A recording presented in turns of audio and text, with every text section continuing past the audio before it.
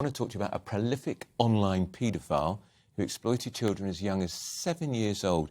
He's been jailed for 26 years. Jordan Croft, who is 26, abused girls online over a 2-year period. He was caught by officers from the National Crime Agency. Croft is an IT worker from Worthing in West Sussex. He forced his victims, horrific this, to become his sex slaves and blackmailed them into sending photos and videos performing sexual and other degrading acts on themselves and others. 24 out of his 26 victims were under the age of 18. The senior investigating officers reacted to the sentencing. It just shows the increase in offenders like him who use the internet, the dark web, encryption to target not one or two children, but hundreds of children. In this case, we have 26 victims. 26 victims. I can speak now to online safety campaigner Lauren Lefavre, whose son Breck was murdered after being groomed online. Good afternoon to you. Hello. It's so depressing for you to hear yet another the paedophile's been arrested, locked up, but it's going on. And do you get any sense that the authorities have got a grip on this?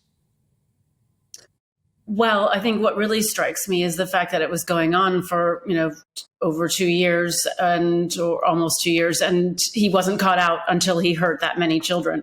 Over 5,000 people he had been interacting with on just one platform with 20 different profiles.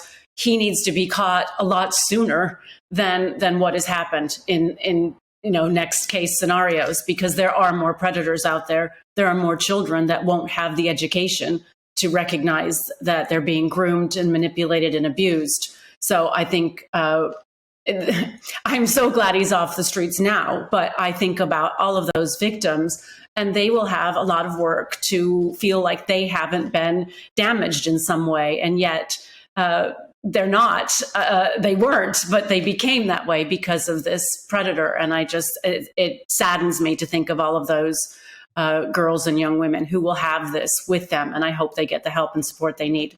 Lauren, can you bear to tell us what happened to your son, Breck?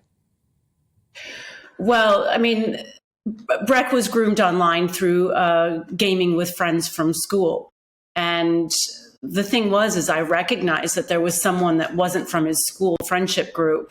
And the boys just didn't feel that this predator was a danger. They didn't understand that people can lie about who they are, pretend to be someone else. And unfortunately, they were all being groomed and manipulated. And so after Breck was lured to the predator's flat and sadly killed, I realized after I learned more about the case through the police investigation that there were a lot of mistakes made and a lot of missing links within education.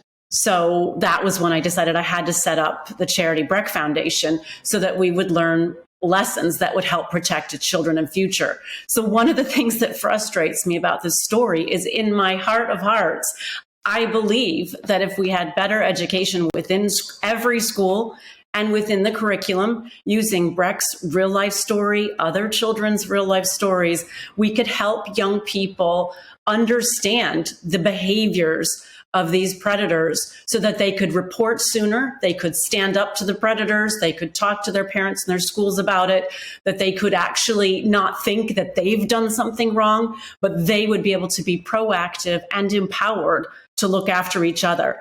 All we need is the funding. All we need is the right amount of funding to be able to reach every child at every school, because whether they're being groomed for sexual exploitation or running drugs with county lines, or any other reason that these monsters prey on children, once they learn those basic signs of grooming, they are better able to protect themselves online and face-to-face as well.